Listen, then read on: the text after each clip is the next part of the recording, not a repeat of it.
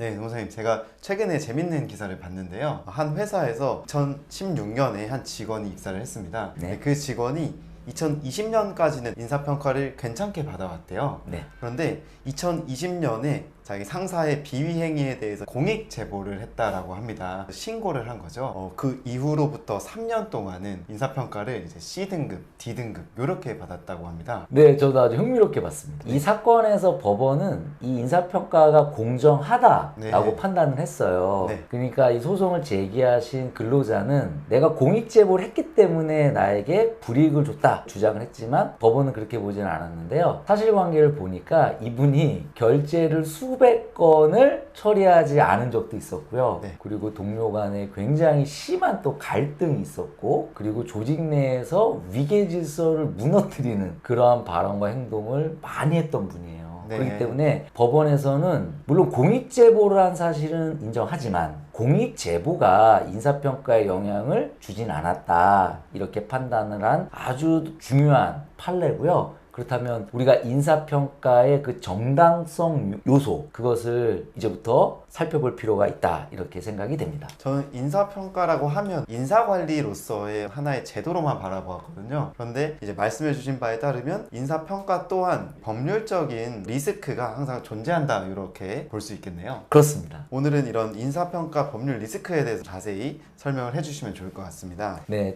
젊은 세대들이 조직 내 많이 들어오면서 공정성에 대한 인식 수준이 굉장히 높아졌어요. 그래서 특히 인사평가 결과에 대해서 내가 왜 B평가를 받아야 돼? 내가 왜 C평가를 받아야 돼? 이렇게 의문을 제기하시는 분이 많고요. 네. 그런 분들이 심한 경우에는 법적 소송으로 이제 이어지는 경우가 있는 것이고요. 나아가서 최근에는 직장 내 괴롭힘 이슈로도 연결되는 것이죠. 네. 예를 들어서 인사평가에서 낮은 평가 등급을 받으신 분이 이것은 나를 괴롭힌 것이다 이렇게 주장하는 경우가 지금 발생하고 있습니다. 그래서 이제는 인사평가의 법률적 안정성을 확보해야 되는 아주 중요한 시점이 되었다 이렇게 보아야 할 것 같아요. 네. 인사평가의 법률적 리스크를 줄이기 위한 여러 가지 방법이 있을 것 같아요. 네. 인사평가를 어떻게 설계를 하면 이 법률적 리스크가 줄어들지 한번 소개를 부탁드리겠습니다. 네, 법률적 리스크를 크게 세 가지 측면으로 바라봐야 되는데요. 네. 첫 번째는 인사평가의 구조적인 측면이에요. 어떻게 구조를 짤 거냐의 문제고요. 두 번째는 인사평가의 절차적인 측면이에요. 인사평가는 절차를 가지죠. 절차에 대한 설계. 세 번째는 인사평가의 운영적인 측면이에요. 구조와 절차를 가진 평가를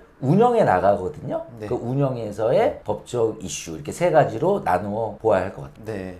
그러면 하나씩 좀 자세히 살펴보면 좋을 것 같은데요. 우선 인사평가의 구조는 어떤 것을 의미하는 걸까요? 네, 인사평가의 구조는 크게 세 가지로 나눠보는데요. 네. 절대평가를 할 것이냐, 상대평가를 할 것이냐 이슈가 있어요. 네. 두 번째는 다면평가의 이슈가 있고요. 네. 세 번째는 평가 항목의 합리성 이슈가 있는 것이죠. 그래서 당연히 평가는 절대평가가 법적 안정성이 높겠죠. 왜냐하면 상대평가는 내가 꼴찌라는 것이 일을 못했다 이렇게 볼 수는 없잖아요. 네. 그리고 다면평가는 여러 명이 의견을 낸 거거든요. 한 명이 한 것보다 여러 명이 한 것이 훨씬 더 공정할 수가 있겠죠. 그리고 세 번째는 평가 항목의 합리성은 자, 영업직 직원과 사무직 직원과 연구직 직원의 모든 평가 항목이 동일하다? 이거는 좀 이해하기 어려워요. 그럼 내 직무의 특성을 반영해서 내 업무의 내용이 이 평가에 잘 반영돼 있는지를 봐야 된다 이렇게 우리가 이해할 수 있고요. 하나 판례를 좀 소개해드리면 절대평가와 상대평가와 관련된 이슈인데요. 어떤 건축사 사무소 직원이 굉장히 업무상 여러 가지 문제가 있었던 거예요. 그래서 회사는 결국에 이 직원을 해고를 합니다. 그런데 그 해고된 직원이 소송을 제기했고요. 그 소송에서 이 평가가 부당했기 때문에 이 해고는 무효다라고 판단하게 돼요. 그렇다면 왜 이런 판단을 했는지를 살펴보니까 이 건축사 사무소의 인사평가는 상대평가였던 거예요. 그러다 보니까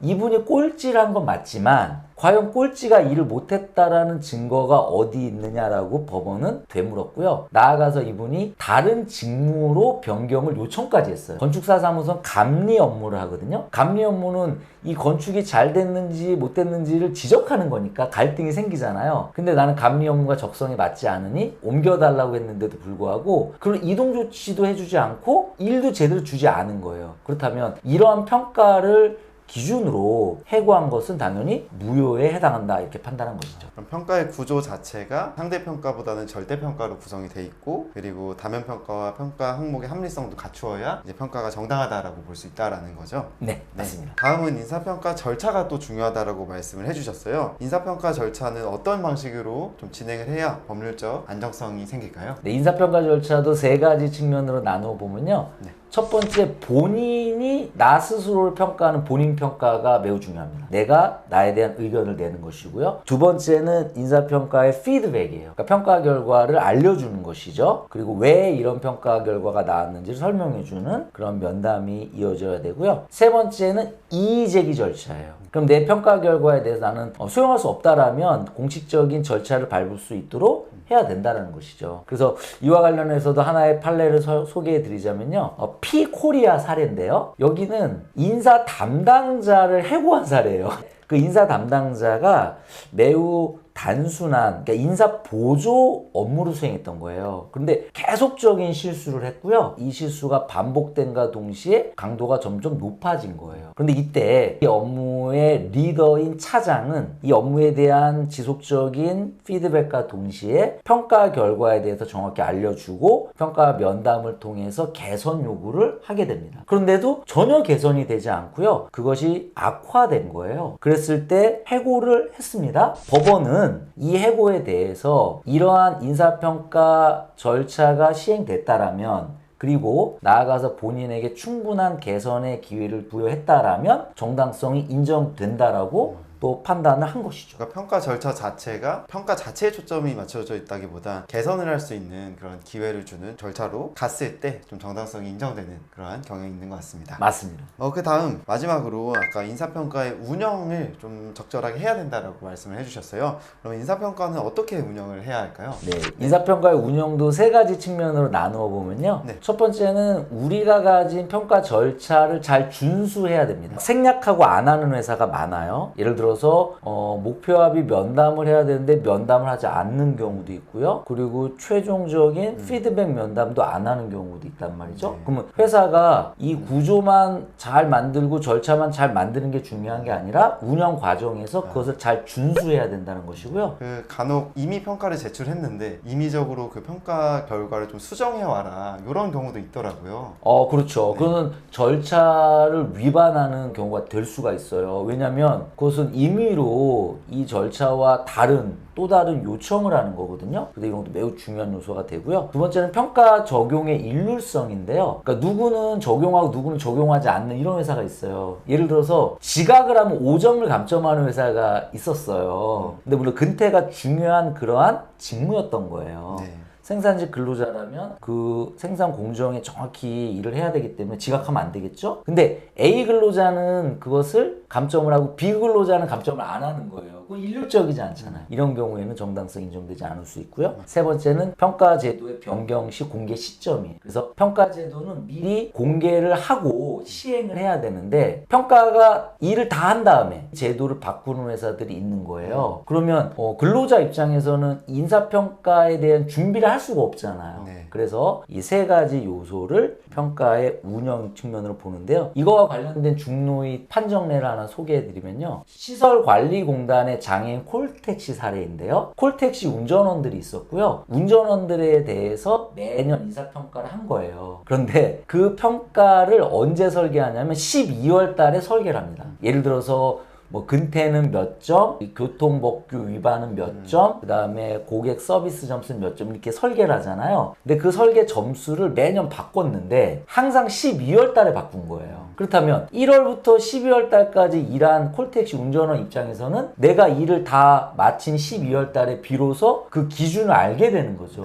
그럼 타당하지 않잖아요. 그러면 해당 기사님들 입장에서는 1년 동안 힘껏 일을 했는데 기준이 바뀌어서 이제 낮은 성과가 나올 수도 있는 거잖아요. 그렇습니다. 그러면 억울함이 좀 있을 것 같습니다. 그래서 이 중앙노동위원회에서는 이런 식으로 평가제도 변경 시 공개가 늦게 되는 것은 문제가 있기 때문에 이런 평가는 정당 정당하지 않다 이렇게 판단한 사례가 있습니다. 그리고 이제 말씀해주신 걸 들어보니까 그것도 생각이 나네요. 저희 이제 평가 운영에 있어서 좀 주의하셔야 될 게 육아휴직자들 있잖아요. 네. 그 육아휴직자들에게 평가 등급을 어떻게 이제 적용을 할 거냐도 좀 중요한 이슈가 될 것 같아요. 네, 많은 질문이 최근에 모성보호와 관련된 질문인데요. 육아휴직자에 대해서 일단 불이익한 처우를 하면 안 되겠죠. 네. 그래서 많은 기업들은 뭐 중간 등급인 B등급을 주는 경우가 있어요. 네. 그런데 물론 그 B등급은 공정성에서 큰 문제는 생기진 않는다고 보지만 조직 내에서는 여러 가지 이슈가 생겨요. 그래서 예를 들어서 C를 받은 사람 입장에서는 나는 일을 했는데 휴직한 사람만큼도 내가 네. 기여를 안 한 것이냐라는 그런 이의 제기를 할 수가 있습니다. 네. 그렇기 때문에 이런 육아휴직자라든지 특수 근무자에 대한 것은 미리 조직에서 기준에 대한 논의를 통해서 그것을 설정하는 것이 매우 중요합니다. 네. 그렇기 때문에 나중에 그것을 임의로 결정하는 모습으로 진행하면 좀 어려움이 있다 이런 말씀도 드리고 싶어요. 네, 지금까지 이 인사평가의 법률적 리스크에 관해서 말씀을 해주셨는데요. 저희가 얻을 수 있는 시사점들이 있을 것 같아요. 어떤 것들이 있을까요? 네, 쭉 보시면 이 9개의 요소를 우리가 어떻게 확보해야 되지 이런 좀 답답함이 들으실 수 있어요.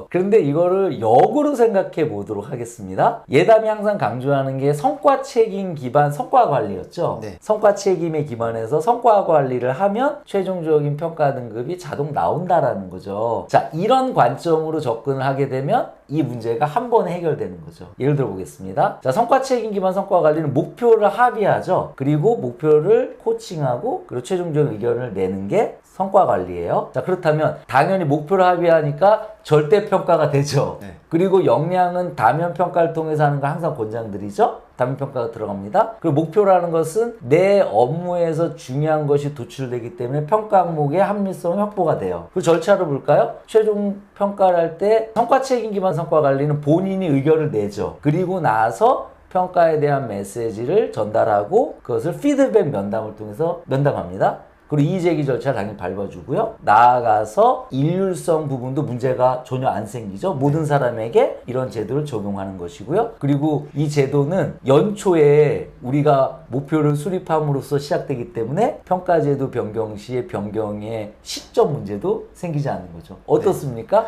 너무나 쉽죠. 네. 다시 말씀드리면 성과 책임 기반 성과 관리를 하면 법률적 안정성은 자동적으로 확보된다.